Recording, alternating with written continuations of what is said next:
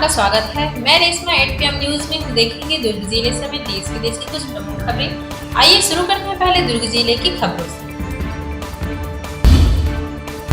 दुर्ग के रविशंकर स्टेडियम में दुर्ग संभाग स्तरीय साहू समाज का भव्य सम्मेलन आयोजन किया गया।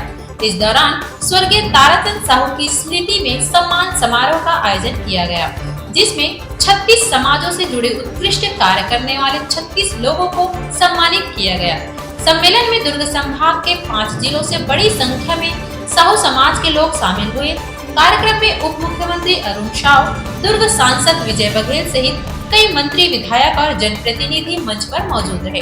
वक्ताओं ने स्वर्गीय ताराचंद साहू के समाज सेवी जीवन को आने वाली पीढ़ियों के लिए प्रेरणा स्रोत बताया।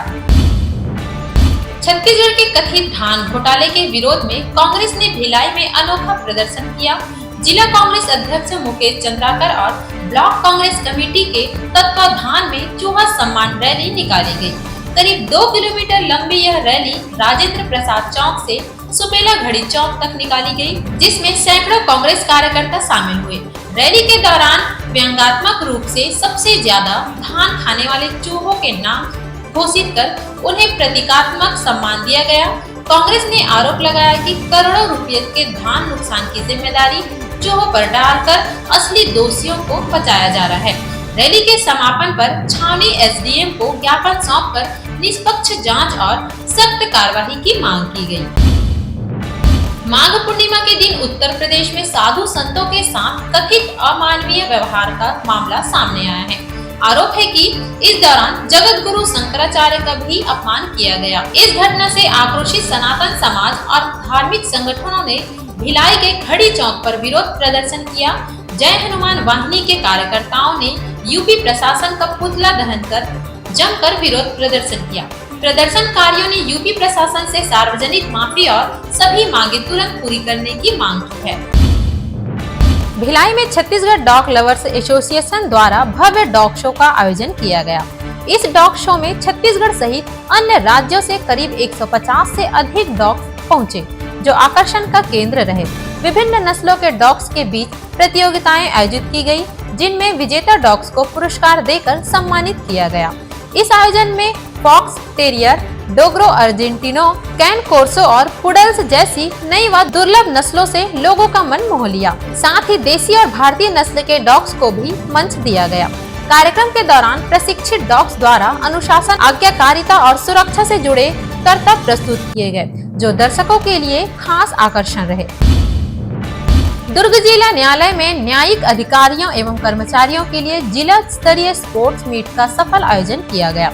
इस आयोजन का उद्देश्य शारीरिक और मानसिक स्वास्थ्य को मजबूत करने के साथ साथ आपसी सौहार्द और टीम भावना को बढ़ावा देना रहा। बैडमिंटन, कैरम, शतरंज और टेबल टेनिस जैसी प्रतियोगिताओं में प्रतिभागियों ने उत्साह पूर्वक हिस्सा लिया। यह आयोजन न्यायालयीन वातावरण में सकारात्मक सोच और सहयोग को बढ़ाने की दिशा में एक प्रेरणादायी पहल साबित हुआ।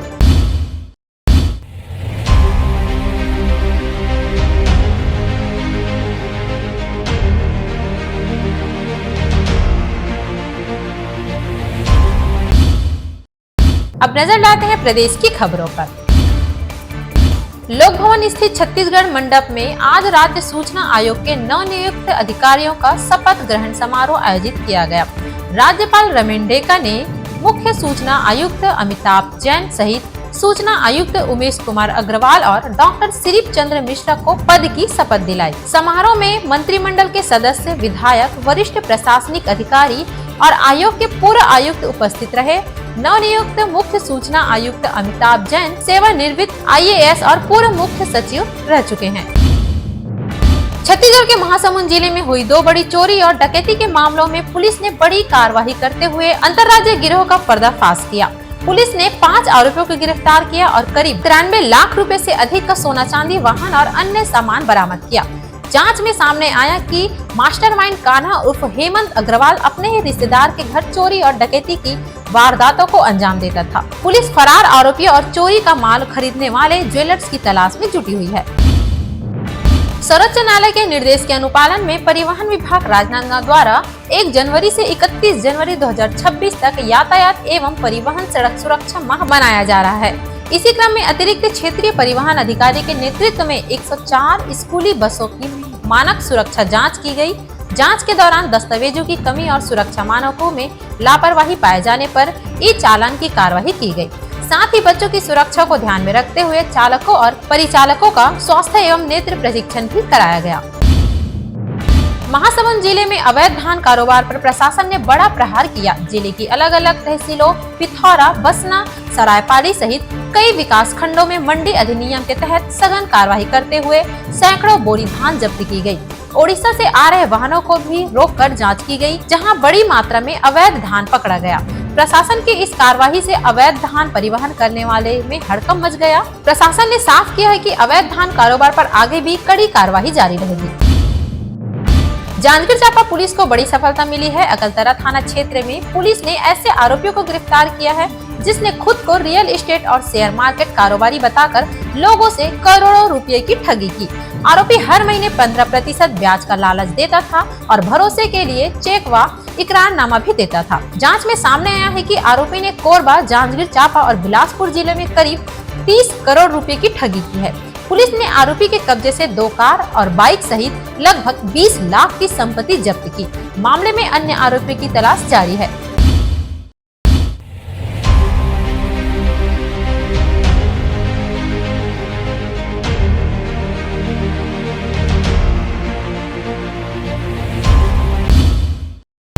अब नजर डालते हैं देश विदेश की खबरों पर।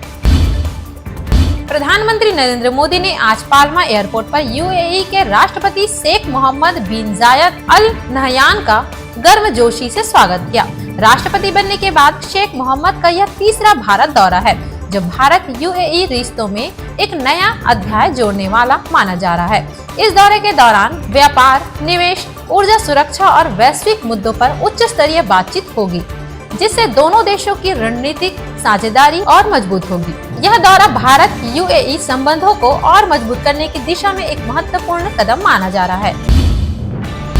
दिल्ली में भारत और पोलैंड के बीच उच्च स्तरीय वार्ता हुई। विदेश मंत्री एस जयशंकर ने पोलैंड के उप प्रधानमंत्री रादोस्लाव के सामने रूस यूक्रेन युद्ध के नाम पर भारत को चुनिंदा तरीके से निशाना बनाए जाने पर कड़ी आपत्ति जताई।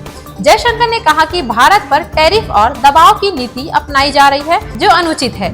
उन्होंने पाकिस्तान को किसी भी रूप में आतंकवाद के समर्थन को लेकर भी सख्त चेतावनी दी। बैठक में दोनों देशों में रणनीतिक साझेदारी, व्यापार, रक्षा और वैश्विक मुद्दों पर सहयोग बढ़ाने पर सहमति जताई। जम्मू कश्मीर के किश्तवाड़ जिले के सुदूर वन क्षेत्र में सुरक्षा बलों और आतंकवादियों के बीच मुठभेड़ रविवार दोपहर शुरू हुई। सेना की जम्मू कश्मीर स्थित व्हाइट नाइट कोर द्वारा चलाए जा रहे ऑपरेशन त्रासी वन में दोनों ओर से घंटों भारी गोलीबारी हुई। इस दौरान 8 जवान घायल हुए, जिनमें से 1 जवान के शहीद होने की पुष्टि हुई है। खुफिया जानकारी के आधार पर जैश-ए-मोहम्मद से जुड़े 2 से 3 आतंकवादियों के जंगलों में छिपे होने की आशंका है। इलाके में ड्रोन, स्निफर डॉग्स और अतिरिक्त बलों की तैनाती की गई है। गणतंत्र दिवस से पहले पूरे जम्मू क्षेत्र में सुरक्षा व्यवस्था और कड़ी कर दी गई है। दक्षिणी स्पेन में कार्डोबा प्रांत के आदमुज इलाके के पास 2 हाई स्पीड ट्रेनों की भीषण टक्कर ने पूरे देश को सदमे में डाल दिया है। मलागा से मैड्रिड जा रही एक हाई स्पीड ट्रेन अचानक पटरी से उतर गई। उसी समय विपरीत दिशा से आ रही दूसरी हाई स्पीड ट्रेन उससे टकरा गई। टक्कर इतनी भीषण थी कि कई डिब्बे एक दूसरे पर चढ़ गए और सैकड़ों यात्री फंस गए। इस हादसे में अब तक 39 लोगों की मौत की पुष्टि हो चुकी है, जबकि 70 से ज्यादा यात्री गंभीर रूप से घायल है। स्पेन सरकार ने मामले की उच्च स्तरीय जाँच के आदेश दिए हैं और सभी संभावित कारणों की जाँच की जा रही है। अमेरिकी राष्ट्रपति डोनाल्ड ट्रंप ने ग्रीनलैंड को लेकर एक बार फिर आक्रामक रुख अपनाया है। ट्रंप ने कहा कि नाटो बीते 20 वर्षों से डेनमार्क को चेतावनी दे रहा था कि ग्रीनलैंड से रूसी खतरे को दूर किया जाए, लेकिन डेनमार्क नाकाम रहा। ट्रंप ने 2 टूक कहा कि वे ग्रीनलैंड के मालिकाना हक से कम पर किसी भी समझौते को स्वीकार नहीं करेंगे। ग्रीनलैंड में ट्रंप के बयानों के खिलाफ हजारों लोग सड़कों पर उतरे।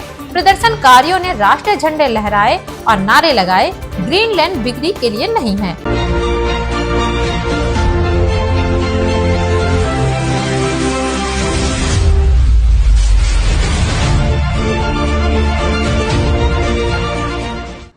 This program is sponsored by SR Hospital and Research Center.